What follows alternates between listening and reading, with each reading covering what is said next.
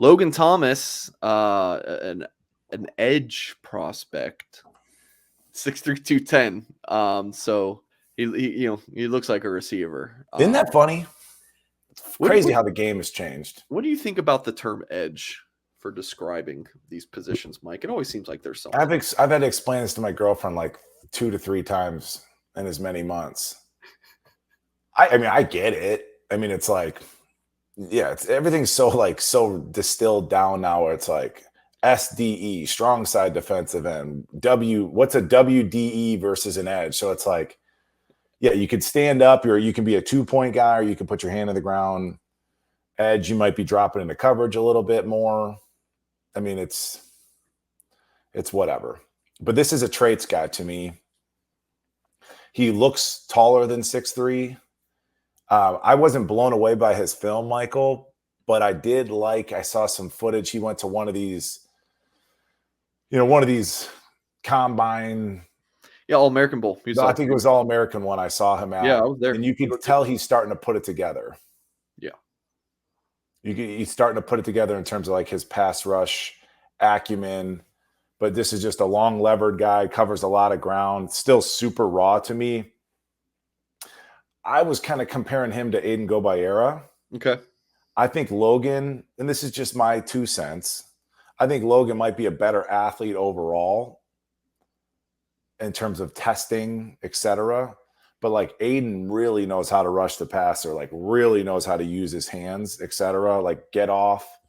So if you give this kid a couple years with Coach Washington, right, you're going to rely on some of his physical traits. Some of those genetics will start to kind of come to the surface. Okay. But it is crazy how much the game's changed. 6'3", 210 defensive ends. It's wild. And another kid from Texas with those big Texas offers too. Yeah. I mean, Katie, this area, this is big time ball. Katie Paytow, I believe it's like, I don't know how you say it. It really seems like defensively, like we're trying to come after you anymore. It's like we're trying to cover and come after you. And it's like you're getting a bunch of kids that can get upfield. I still think that Jalen Sneed is the only kid on the roster that's really suited physically to play the rover position. But it seems like we're even using him as a blitzer anymore versus like 50% of that position is kind of dropping in coverage. So it's like, I think they're trying to get athletes that can rush, and we keep rolling in these kind of unique corners, and it's Captain Obvious, but we're trying to rush the quarterback and cover. When we've talked about Notre Dame's defense for the past few years, Mike, you got your 2 interior guys, your strong side end, your Viper, your Mike Will Rover, and then your 2 safeties and corners. Like, I really think ever since Marcus Freeman became defense coordinator, it's like slowly transitioning to, you're going to drop your nose tackle into coverage and blitz your safety, all sorts of weird stuff. Really, I think the 3-3-5 is coming more. Like it's kind of just, it's a mad town. You've got a bunch of guys, and we'll talk about Teddy Rizak. Is like, is he a safety? Is he a linebacker? Is he a defensive end? Is he a rover? It's like, yeah, you're getting a lot of those. We saw a little bit of that near the end of Kelly's tenure, I think. And who was his DC? Yeah. Say that again? Freeman was his DC. There you go. Yeah. Yeah. But yeah, just the length. Now we've got a couple, we're going to get to Sevelano here where you finally find your 300-pound thumper in the middle. But yeah, I agree with you. It's just a lot of interchangeability. But then the downside though, Mike, to like the interchangeability in terms of like your athletes and their body types and their different skill sets is that's a lot of shit for those kids to learn. Yeah. So it's like, wow, look at all these crazy athletes, long, they can cover so much ground, they can flip their hips. Love it. But on the flip side, it might take them 3 years for them to learn how to do these 5 or 6 different things within the framework of the defense. So that's the downside. So that's why you still got JD and Maris playing. From my old neck of the woods, Mike, Sean Sevelano, Clearwater Academy. Look at your boy, dude. State. He's listed at 6'1.5", 325 pounds. I think he's down to like 300, but if he was 325 at one point, that it kind of tells you that he could get back up there in no time. 3-star. He's closer to rank number 1,000 than he is number 500 in the country. But Final Four of Auburn, Miami, and Notre Dame and Ohio State. It's not bad. Not great competition he plays against, Mike, but he certainly dominates. What are the Yeah, and that would takeaways affect there? so he's a Canadian kid that's playing small ball now that he moved to the States down in Florida. So that affects the ranking, whatever. And then this is also where you have to touch on Owen Waffle sort of, decommitting or whatever was the case there. I guess coaches preferred Sevelano over Waffle. I would agree with the coaches, Mike. Waffle to me was like a one gap upfield penetrator, like a Howard Cross type dude. And Owen Waffle was an East Coast kid. And he was never blocked, dude, on film. He was never blocked. And he was just running in the backfield, looked good, but it's like he looked like a linebacker coming on a blitz most of his plays. But this is a big boy that plays hard, and he's just like slippery, and he just moves the right way. I got interviewed for a local kid here, Mike, a couple months ago or something that covers like local recruiting.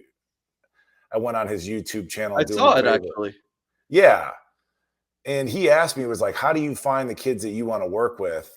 Like, and I was like, man, like it just comes down to like kids that kind of move the right way and you can teach them a thing or two. This kid moves the right way. Yeah.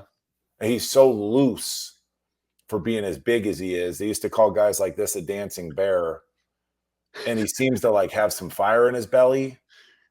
Yeah. I like him a lot. I like Brian's comment. He says, speaking of pizza and burritos, I love it. I've said this before, Mike. I don't know if it was with you or with Tim. Is like my best buddy in high school. He wanted to be a linebacker, right? But he was an interior defense lineman. All these big guys, like all defensive linemen, want to be like an edge or an outside linebacker. Like I would say about 90% of like is he a defensive tackle? Is he a defensive end? 90% of those guys will say I'm a defensive end, because that's what they want to be. But there's something about talking to Sean Sevelano and being like, you're a nose tackle all the way, right? Like, we're not talking three technique. It's like, oh, I'm a nose tackle. There's something about just having your true interior guy, 6'2.5", 300 pounds. That's his job. Tim reminded me, Notre Dame hasn't taken one of these guys as a high school player since 2020, Aiden Kayana-Ina. Who's never seen the field. Different discussion for a different day, but like just a true nose. Yeah. But like that play right there. And I've heard other talking heads, other Notre Dame outlets, like kind of knocking his lack of technique and whatever. Fair point. Like he's not great with his hands, like right there, not great with, but I'm just telling you, like for him to just hip toss somebody, like a lot of the times he's doing even off the wrong foot, like that's just like natural power. And that's why he, Miami wants him or Florida wants him. Plays hard. And then I've seen a clip where Jalen Carter, like again, jumps out of his gap, comes right back. Could you run that back, Mike? Yeah. Now I really like this kid, folks, but he might have a slant call or something where he's rocking next play. But look at your boy, dude. Hey, right here real quick. There, this is it. So he jumps out, he loops right here. Watch him run around this block incorrectly and still makes the play. He's going to be asked at Notre Dame to just sit there and absorb those. But the ability to flash that kind of movement is why all these schools want him. And again, I go back to like this Jalen Carter from Georgia, who a lot of people thought was the best player in the draft, got himself into trouble, as these guys do. But there's a play against Oregon where it's like that Oregon blocker steps to him and he just gives him the flipper and just knocks him, brings the guy to his knee, and then makes the play in the backfield. It's like doesn't do anything right on the play, and it ends up